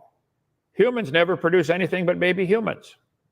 The duplication process is very complicated, and it works. So where is the science behind this idea that this chart is based on? They've got all life forms, dinosaurs, birds, whales, worms, amoeba, sharks, all connected to a common ancestor. This isn't science. This is imagination. We can see that we've got a very, very similar gene code, right? We're something like 50% similar to a banana. And one of the things is that a lot of the DNA that we have is not used. Why would we have, 50%? If we've got 50%, I think we only have 8% of our DNA that's actually active. If 8% of our DNA is active, yet 50% of our DNA is the same as a banana, why would that be the case? Why would we have 50% of the same information as a banana? First, I don't know that that's true, but let's assume it is. Let's say it's 90% true. I can't hear. Maybe it's so that we can eat the banana and digest it and use it. Maybe it has DNA code to make take certain minerals out of the ground and turn it into certain nutrients that our body needs. Oh, maybe God designed a web of life so that the brown cow can eat the green grass and turn it to white milk, and I drink it and get the blonde hair. Wow, that's pretty cool. Maybe it's all evidence of design instead of ancestry. Well, if they've got if a banana has instructions that it doesn't use, that won't be helpful to you in any way when you eat it. Well, I think you'll find the instruction manuals on how to fix a car and the instruction manual on how to fix a motorcycle have lots of similarities. I bet nearly all of them tell you turn the screws to the left, lefty-loosey, righty-tighty, unless it's a left-handed screw. So they got the same information. Turn the screw to the left. Is that proof of relationship or proof of that's the way it's designed? Bananas have a lot of DNA code that say it is similar to ours. Okay. Still wouldn't prove common ancestry. You could imagine it if you'd like, but that's not science. We don't see bananas produce banana plants always produce bananas. Nothing else. Nothing. The DNA I'm talking about is not used for anything, right? It's it'd be like if you wrote a book, right, and just had one chapter of random text, right, and then another person wrote a different book and had a chapter of the exact same random text. Why would that occur? One's copying from the other. If somebody plagiarized is one option. They're both using the same computer, which has a flaw, is another option. But you keep saying, there's DNA that's not used, right? And then you go on to something else. And you keep saying, right. Stop. I don't know that there's DNA that's not used. Maybe we just don't know the code for it yet. We don't know what it does. There's been a lot of stuff they thought used to be junk DNA. Now, oh, no, that's not junk. We need that. Whoa. They used to think the appendix was vestigial. No, it's not. There are no vestigial organs in the human body, or any body that I'm aware of. Not vestigial. Some of the animals, like ostriches, have these little wings. They use them for balance while they're running. Oh, okay. So, but even a vestigial structure would not be evidence for evolution. That would be losing, not gaining, if anything. So I don't think that we know that there's DNA that's not used or not needed. You can believe that, and it might be that so far we don't know what it does, but that's not proof it doesn't do anything. There's heaps of we've mapped out the DNA, our chromosomes quite well, and occasionally we'll find sections just aren't used. Maybe they're used maybe if you turn them on to do something different, sometimes they can be inserted DNA from an ERV, right? But it's just not doing anything. It doesn't necessarily have a use, at least in modern humans. May have had a use in a common ancestor, but not today. Okay, I'm going to jump in here real quick, Kent. I'm going to give you the chance to respond. I do want to make sure we have time for audience questions. This has been a really engaging discussion, and we've already hit the hour mark in terms of the discussion. So let's do this to be fair. Kent, respond to that, and then Planarwalk, your next response will make it the 5-minute closing. So anything you want to respond to, do it in the 5 minutes. Ken will get 5 minutes, and then we'll get to some audience questions. Go ahead, Kent. Well, I forgot what the topic was on his now. Let's see. Start that. He said, we know there's DNA that's not used. Stop right there. We do not know that. We know that there's DNA. We don't know the use for it. That I'll go along with. But I think we're just now learning. They just discovered DNA in the last couple hundred years. I mean, I don't think we know all about it yet. And so I think it's a couple blind men groping in the dark trying to describe an elephant here. We don't know what all it does. I think there may be a use for it. Maybe I'll tell you what, if you take out the DNA that you think it doesn't need, you may create a problem later. When they took out things, they used to think, oh, all these things are vestigial. You don't need your appendix. You don't need your tonsils. You don't need your adenoids. Take them out, take them out, take them out. Now they're discovering serious problems by taking them out. Oops, we did need that. George Washington, our first president, was bled to death. They thought, if you're sick, your blood has gone bad. Take out your blood. You'll get better. They had a process called bleeding. They bled him to death. Oops, I guess you do need the blood. So I don't think we know that we don't need all this DNA. We don't know what it does, that's all. But even if it is junk DNA, that's losing, not gaining. That's evidence the original man, Adam, had an incredible DNA code. And we've lost stuff. We've copied and copied and copied and copied this DNA. Tell you what, take any text, run it through the copy machine. Then run the copy through the copy machine. Then run the copy of the copy through the copy machine. You do that 15 generations and you won't be able to read it. Do that 500 generations, and you sure won't read it. And you are probably the 500th generation from somebody back there. And the fact that we can sit here and talk and see and think at all is pretty amazing, that this copy process has worked. So I don't think we know that there's junk DNA. You believe it. And if there was junk DNA, that's evidence we're losing, not gaining. That's digression. That's not evolution. So my point is, we don't see this happening. It's something you believe in. That's all. Okay, I appreciate that final response there, Kent. Again, this was a ton of fun, and you both gave me a very easy job, kept it respectful, yet sophisticated. So just the way I like it in terms of these debates. So let's do 5-minute concluding statements. Nick, I understand there's probably a couple things you want to address there. So let's wrap things up in the terms of 5-minute concluding statements. Go ahead, Nick. Okay, so where do I start? When it comes to non-functional DNA, that is DNA that... so essentially what you've got is you've got three nucleotides which signal the start of a sequence of code that can be used to make a protein, right? And then you read until you hit an end sequence. Well, that's what the ribosome does, right? Keeps on going through until it hits an end sequence. And that is what gets used. Any DNA that's after that end sequence isn't going to be used.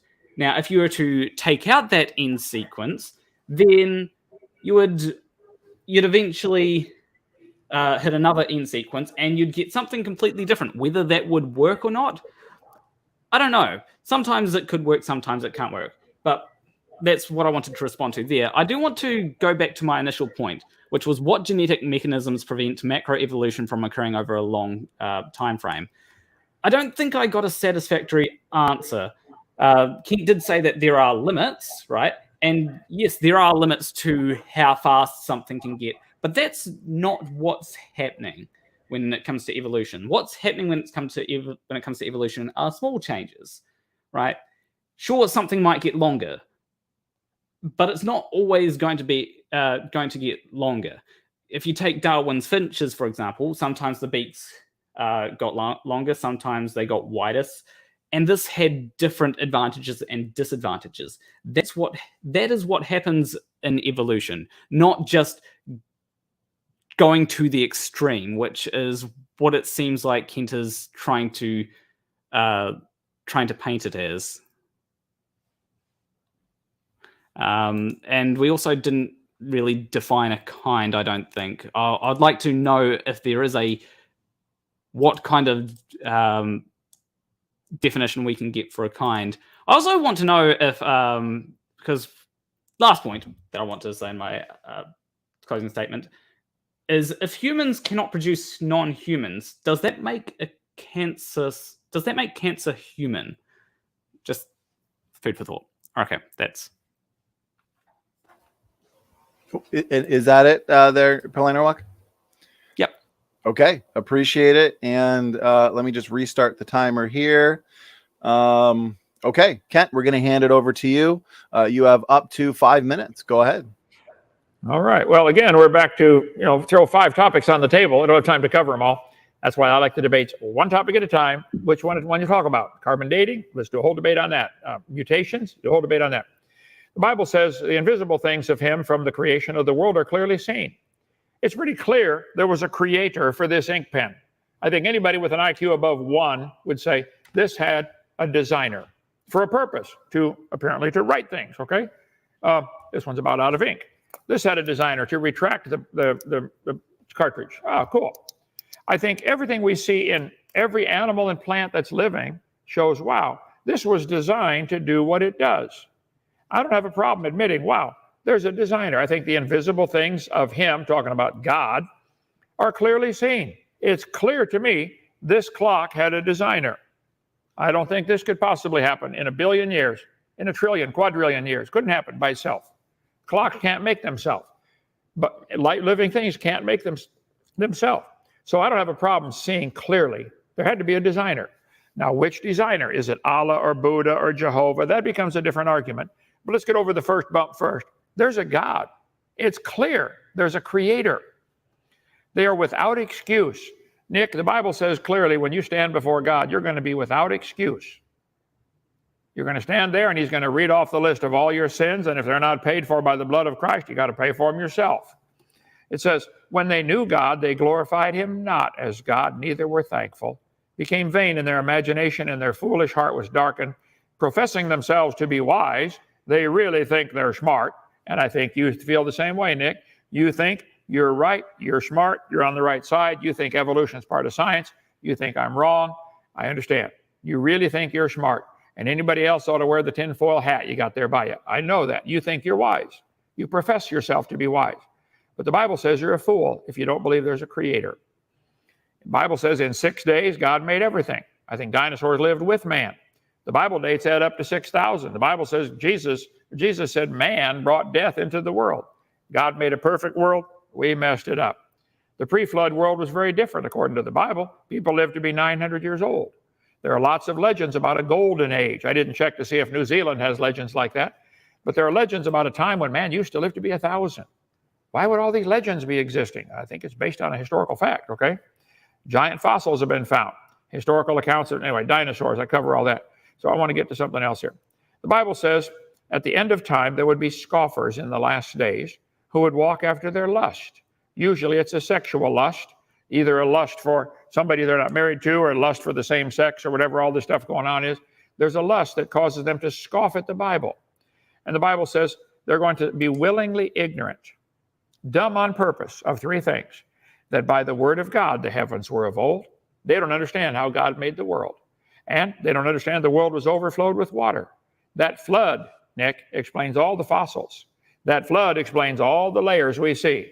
The whole geologic column that we see, all the layers formed in 1 year, one big flood. Doesn't take millions of years. But the scoffers are ignorant of that. And they're also ignorant of the coming judgment of God. There's a judgment coming. So the scoffers are ignorant of the creation, they're ignorant of the flood, and they're ignorant of the coming judgment.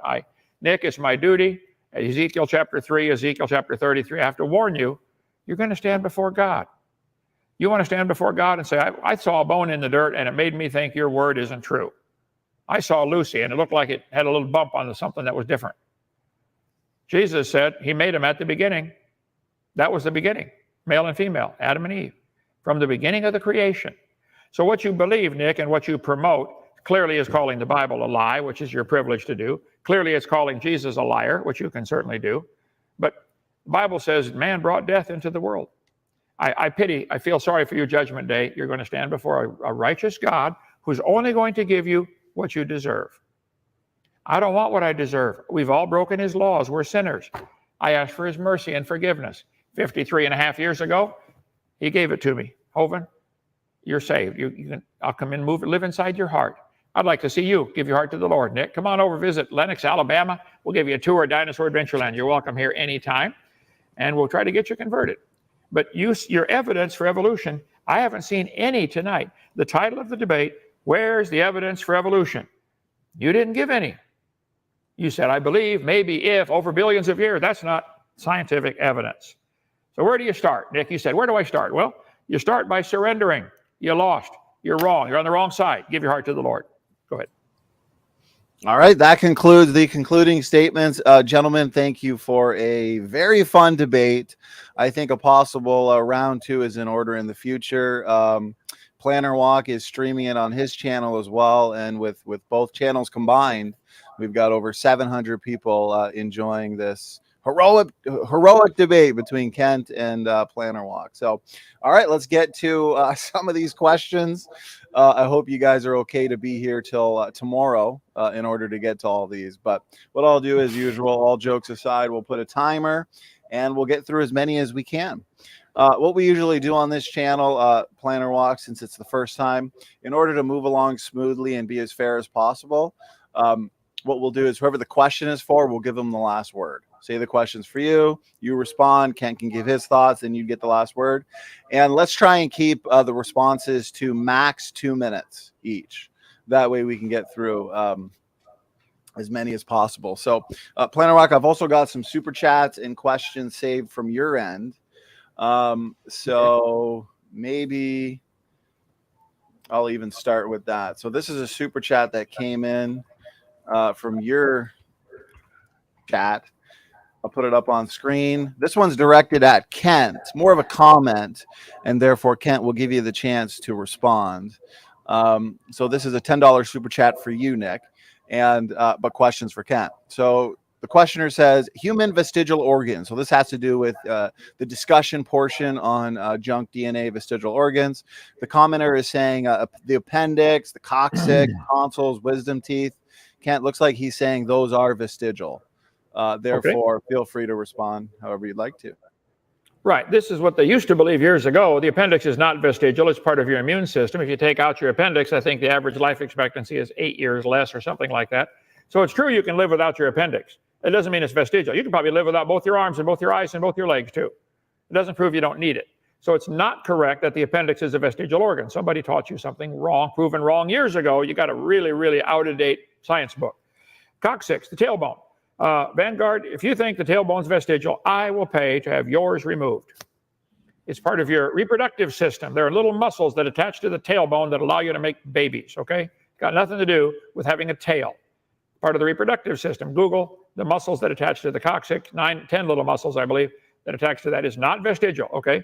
Tonsils are not vestigial, same as the appendix. They used to take them out. It's part of your immune system. It catches the bacteria going in your throat. You can live without it. I agree. You could live without a couple fingers too. Doesn't prove you don't need it. It's not vestigial. Wisdom teeth, I think that's evidence that man used to be bigger. If man was, your wisdom teeth don't come in till you're, say, 14, 16, 18 years old. Sometimes the teeth come in and the wisdom doesn't. Okay, they stay dumb. But it just means a man used to be bigger. If people used to be 8 or 10 or 12 feet tall, by the time you're 15, 16 and still growing, you need an extra tooth to come in to fill in the back of the jaw. It's not evidence for evolution. And if it was, that's losing, not gaining. How's that evidence? It's evidence man used to be bigger. So I'm sorry, there are no vestigial organs, none. Appreciate the response, Kent. Planarwalk, we'll hand it to you for your response. Yeah, so I'd say that you don't necessarily need things like your appendix. Like I know that I'd probably actually do better without my wisdom teeth. Which, if humans used to be bigger, that would be something that would have been changed because with, Hint would call this microevolution, right? Because we've changed only slightly, but it is evidence that we have changed. And maybe it might be in the future that we'll have something that just gets rid of the wisdom teeth. I hope wisdom teeth aren't necessarily fun, but vestigial doesn't mean that you don't have any use for it whatsoever. It just means that it's no longer necessary. Thank you, Nick. And Kent, question was for you, so you get the last word. Well, I stand by what I said earlier. There's no evidence. There are no vestigial structures. If there were, that's going backwards, not forward. What he needs is things going forward, not backwards. And so all these things are useful. You can live without them. Like I said, you can live without both your arms too. Doesn't mean it's not needed. It's not proof for evolution, that's for sure. So I think they're all evidence of amazing design. Any one of those is so complex. Just your tailbone is more complex than the space shuttle. Look at all the cellular structure in there and the way the muscles and things tie together. There's more. Anyway, it's not vestigial. Go ahead. Okay, thank you, gentlemen. And real quick, I'll announce, looks like Logical, Plausible, Probable is having an after show. So typically the after shows happen late at night. And today we're getting an after show nice and early. So maybe we'll have to do more of these early debates moving forward in the summer. Okay, so here we go. Next question comes in. This time it's for you, Planarwalk. So this one comes in from Vans 182 Workshop. Appreciate the question. So he asks, question for Planarwalk. How did the body survive when the heart hadn't yet evolved? Which came first, the heart, blood, veins, skin, or lungs? How did one survive without the other? Yeah, so that is something that, well, let's take a banana, right? Banana doesn't need, heart, blood, veins, skin, or lungs. The reason why we do is because long time ago, there was something that was useful that helped us help something to survive, I think it was a simple circuit going through something simple going through the body, which allowed for better digestion of food. Eventually, you get to the point where these things become more complicated, and if you were to take certain things out, like the heart, not going to survive for long. I mean, we need the brain right now, right? You're not going to survive long without a brain, unless you're a flat earther. But yeah, wasn't always. Thank you. Appreciate the response. Kent, over to you if you had anything to add. Well, I think that's a great question. And there's so many things called symbiotic relationships. How did plants survive without birds to pollinate them? How did plants, which produce CO2, breathe in CO2 and produce oxygen, how did they survive without animals to take in the oxygen and give off the CO2, reciprocate the gases? There are trillions of symbiotic relationships. I don't think it's possible to give an explanation other than they must have been created within a few days of each other. That to me, now I can't prove that, but that's the most logical explanation. I can't prove who made this thing, but I think it's logical to say somebody made it, okay? And as far as you're not going to survive long without a brain, evolutionists do it all the time. Go ahead. All right, appreciate it. Appreciate you guys keeping this fun as well. Planarwalk, question was for you. Get the last word. Yeah, so I'd say that when it comes to these things like symbiotic relationships, it's a response to, if like what's the there's probably, I think there's a saying about this, you catch more flies with honey than a fly trap, right? Where it's like, okay, if you're not going, or no, if you can't beat them, then join them, right? So evolution would have been like, okay, well, this thing is constantly trying to eat. Well, let's make it beneficial for us if it tries to eat us, and that's essentially what has happened. Okay, appreciate that final word. Next one comes in from, got it up on screen here, Horazio Alarkin. I appreciate the super chat and the question. So question is for you this time, Kent. He asks, what is the difference between imagination and data interpretation? If we see variations happen, can't we project that data to make predictions? Well, certainly, that's a good question, and within limits we can. They have rodeos in Texas where they ride cows and jump them over fences and see who can jump the highest, okay? And they have competition, who can jump their cow the highest. Would it be logical to look at the data from 100 years ago, what was the cow jumping record, and the data from 50 years ago and the data from yesterday? Are they able to get the cows to jump higher?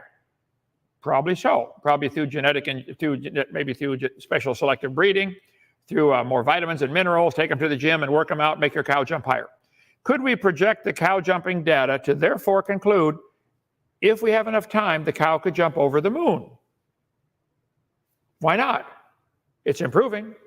They've seen the Kentucky Derby, the horse is getting faster and faster. They've dropped off 7 seconds in the last 100 years off the winning speed. Okay. Well, let's project the data for 5,000 years. Eventually, the horse can run around that track in 2 seconds. Obviously, anybody that studies this type of thing will say, yeah, you can project data, but be careful. You're going to reach a limit. I think they've pretty much reached a limit on cow milk production for cows, 100 pounds a day, utterly ridiculous. But there's probably close to a limit. Could we take the data for anything, anything you want to take? Horse speed around the track, milk production for cows, cows jumping over a fence. Take a look at the Olympic records for anything. Weightlifting. What was the limit for pressing weights 100 years ago? Has somebody broken that record? Probably. Does that mean eventually man can lift, 1 trillion tons? No, I bet there's a limit. So, Horatio, good question, but I think you need to stop and think. The limit, there are physical limits, there are logical limits, and science is what we can observe. We observe, bang, you run into a brick wall. You can't get the horse to run around the track any faster than 120 seconds. So far, that's the brick wall. So observation. Science comes from the Latin word seer. What do we know? Knowledge. We know dogs produce dogs. Have they gotten the smallest dog they're ever going to get with the toy Chihuahua? I don't know. Maybe that's it. Maybe that's the limit. Why don't you get one as small as a hamster or a flea? Yeah, there you go. So they wouldn't eat much, wouldn't poop much, so that'd be a good dog to have, one like a flea, if you could find it when you call it. So I think that science deals with what we can observe. So be careful with extrapolating, because obviously you can go crazy on that. Thank you. Thank you, Kent. Planarwalk, over to you for your response. There's a lot to delve into there.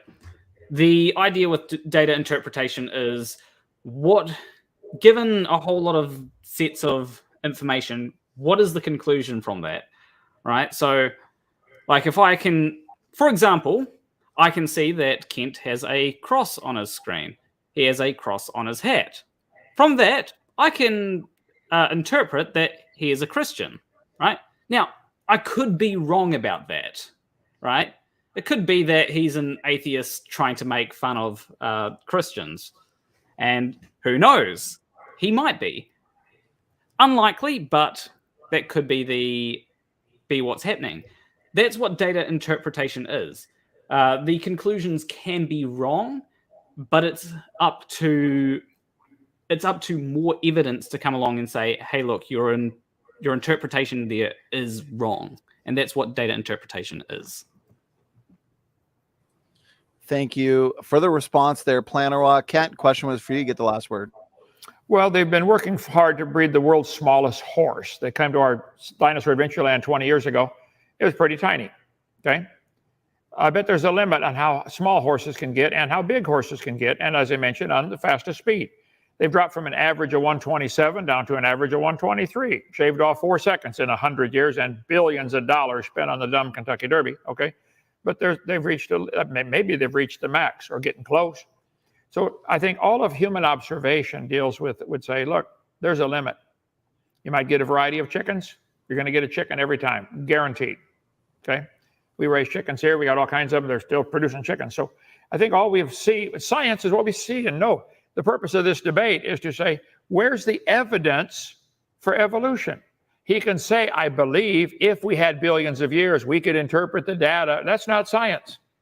You just left science and went to imagination, which is fine. You're welcome to do that.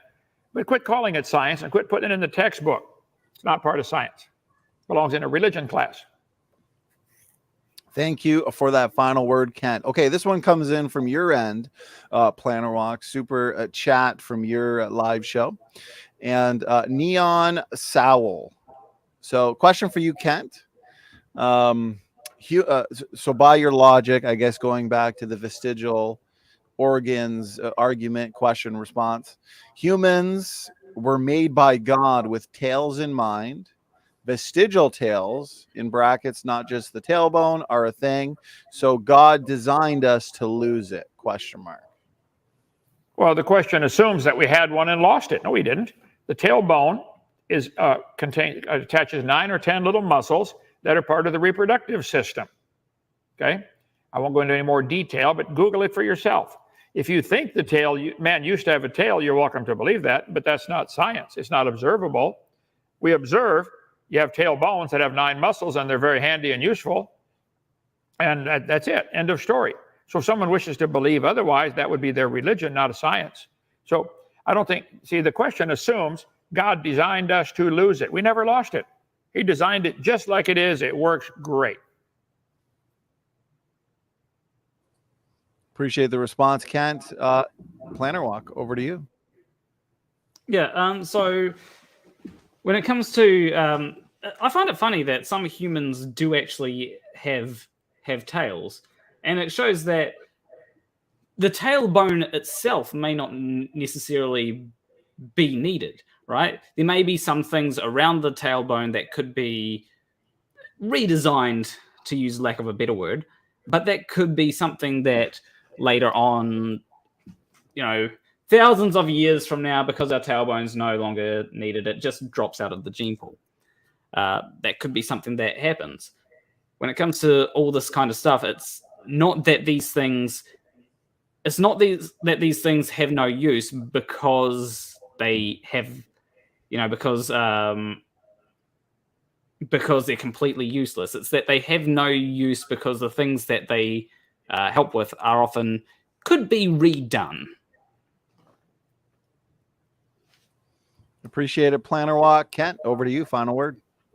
Well, the textbooks frequently say the coccyx is vestigial, has no present function, and is proof that we used to have a long tail. And we lost it because we didn't need it. I said, whoa, it'd be handy to have a tail. You ever come to the door with 2 sacks of groceries and wished you had some way to hold turn the radio knob and drive the car, or open the door? It's one of the lies I cover in my video series number 4, Lies in the Textbook. There are no vestigial organs. If there were, that's the opposite of evolution. That would be losing.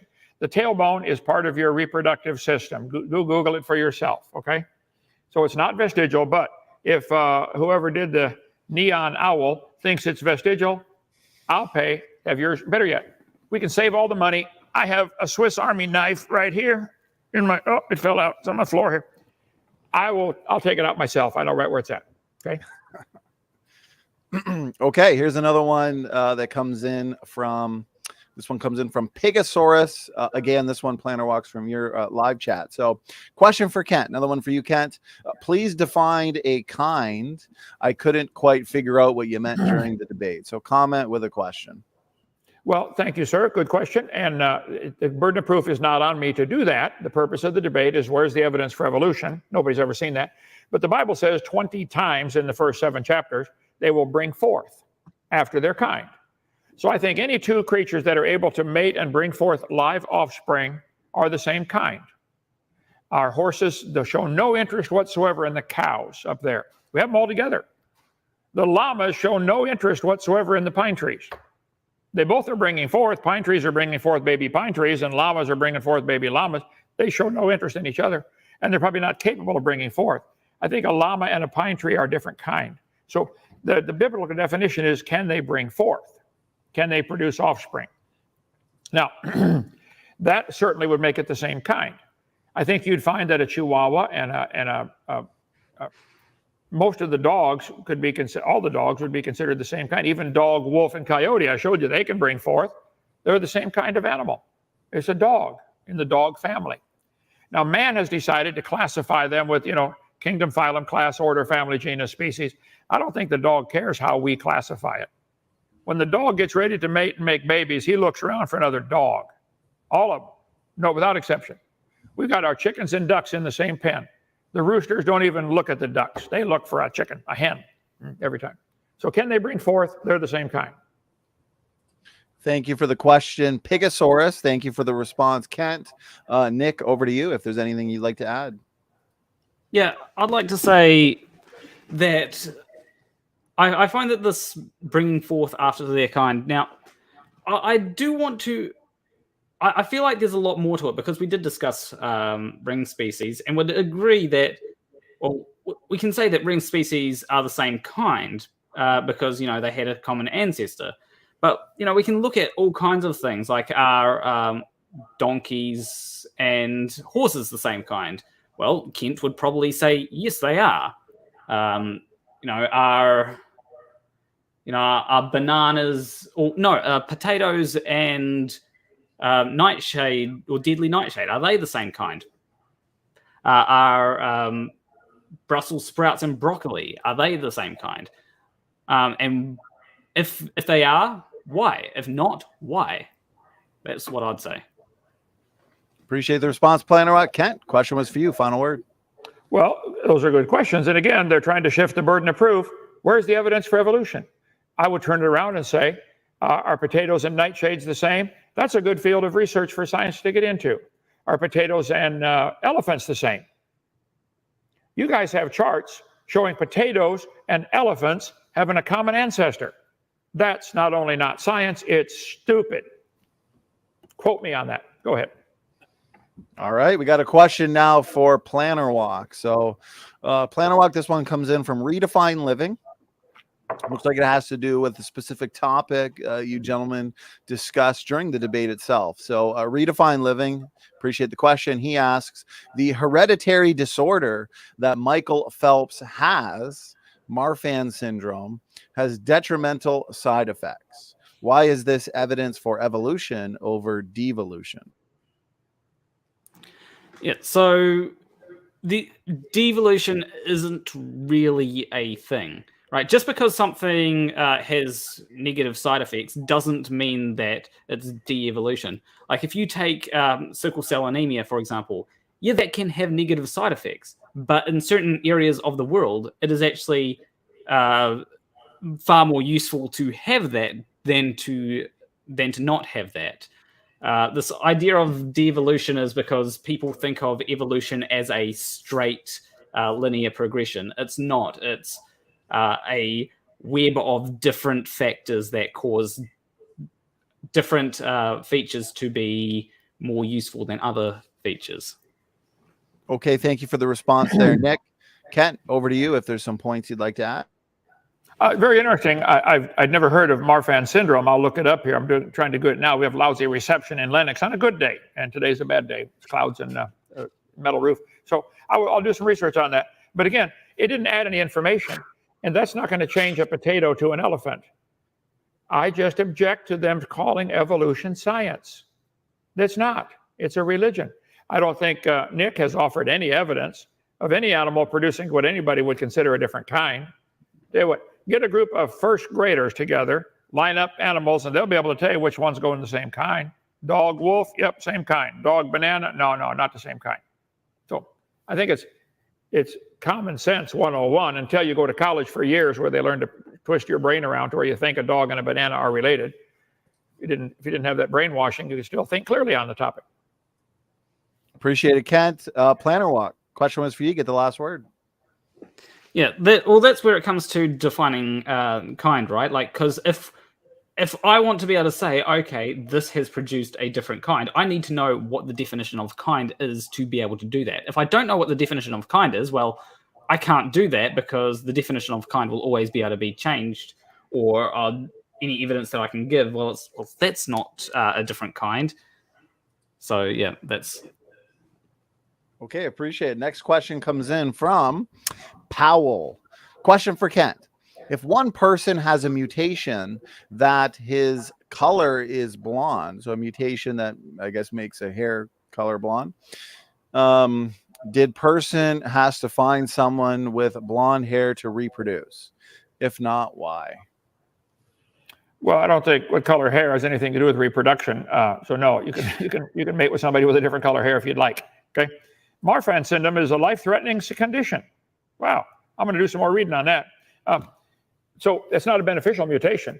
So no, the color of your hair has nothing to do with whether you can make babies or not. I think male and female would be important. And there's only two genders. The stuff about you can envision, just imagine you're a hamster. Okay, I think that's stupid. But so I think all the mutations we've seen are harmful, fatal. If it involved a mutation of the reproductive system, you might not be able to have children at all. So let's see, did the person have to find blonde hair? Answer, no.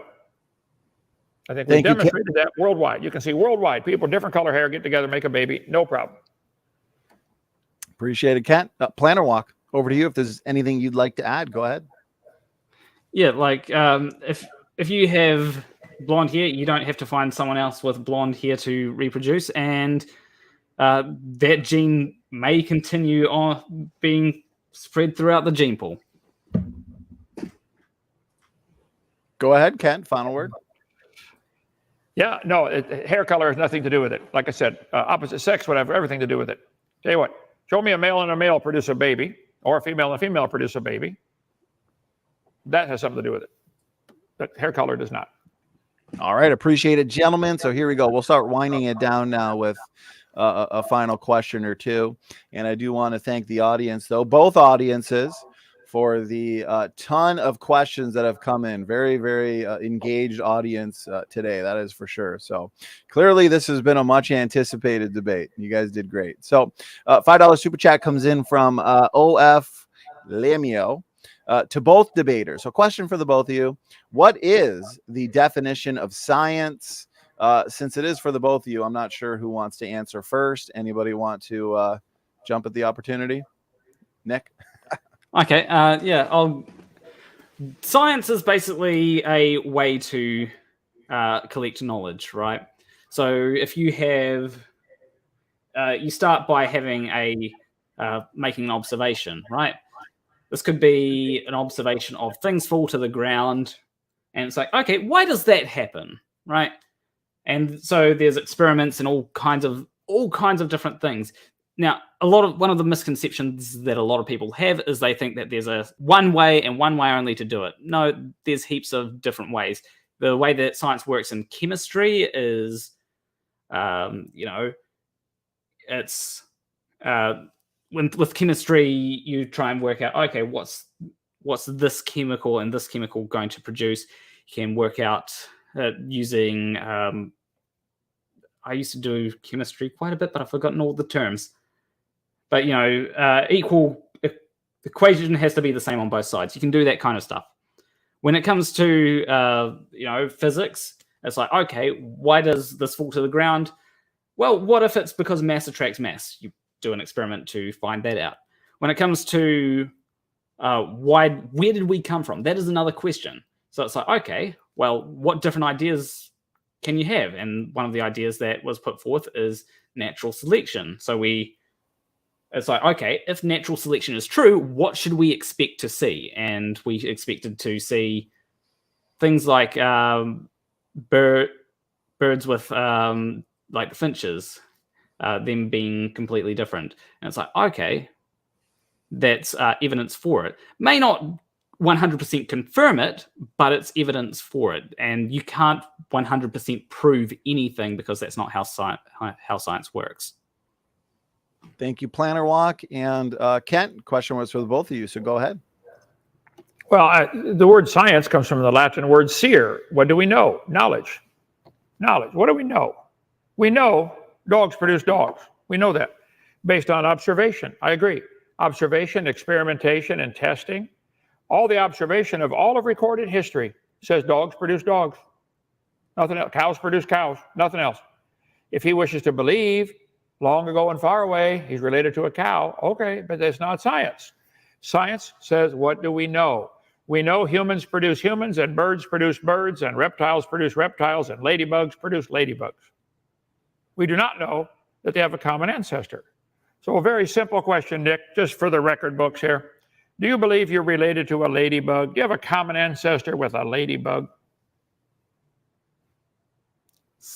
So I'd say that I think that the evidence points to us having a common ancestor with it, because the best explanation for us to, for us being where we are, is that evolution occurred.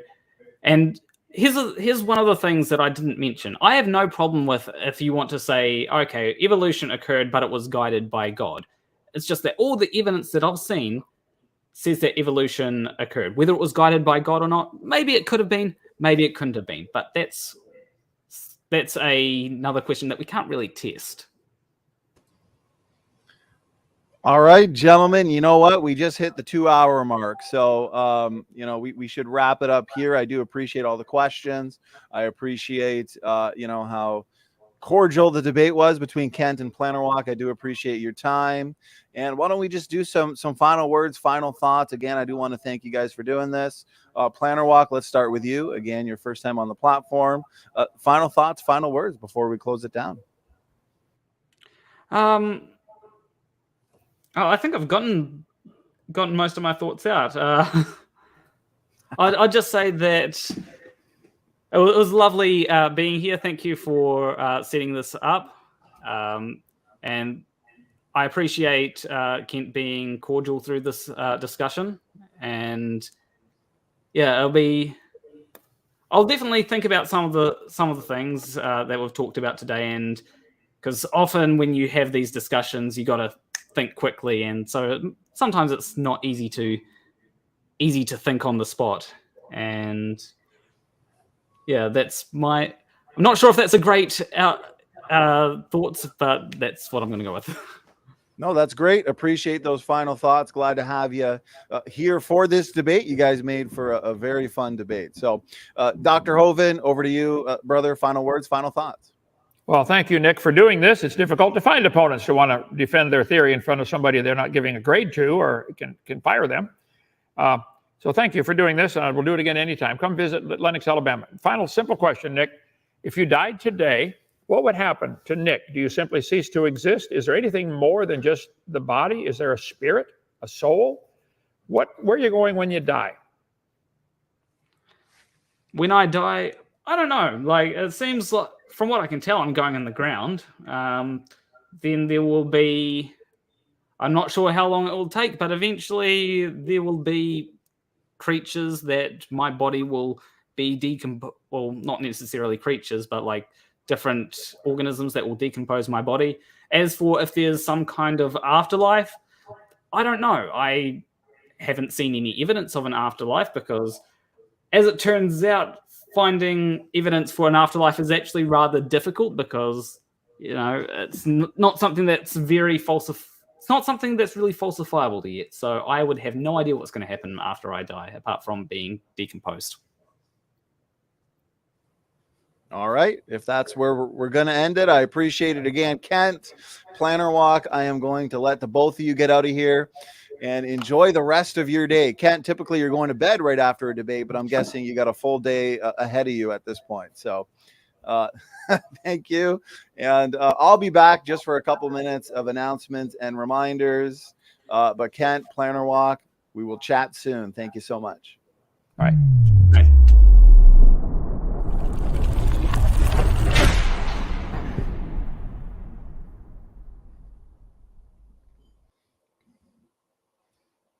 All right, there we go. It's just me now. Another one in the books. Time flew by. I mean, that was a ton of fun, very engaging, and I'm glad we got to host this debate, and this debate got to happen. I've been pumped for this one for a while, and both Nick and Kent made my job very easy, which I am very thankful for. So as everybody knows, this is a lot earlier, than the usual debates we do in this challenge. We usually do them at night. And this was great, though. This was a ton of fun. I think we're going to start scheduling a few more around this time. Definitely a good time to host a debate.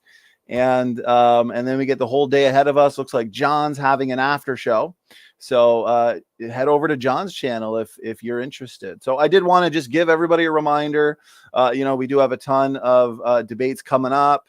We're actually going to be doing double headers. I got so many requests coming in. We got debates on all sorts of topics. So again, for the summer, we are going to be doing double headers. So again, I think just in 5 or 6 days, Atheist Junior, Dr. Dino, Evolution is on trial. Atheist Junior is going to be doing something similar as well that we did tonight. He'll be simulcasting it, and pretty cool. I like that. So any other evolutionists that want to do a debate, just know, you can definitely double stream it to your channel too. So we'll have 2 live chats rocking. So here we go. Wade the Wizard, Dr. Dino, Endgame. That's coming up. Kent, Snake was right. That is, this will be specifically on transitional fossils.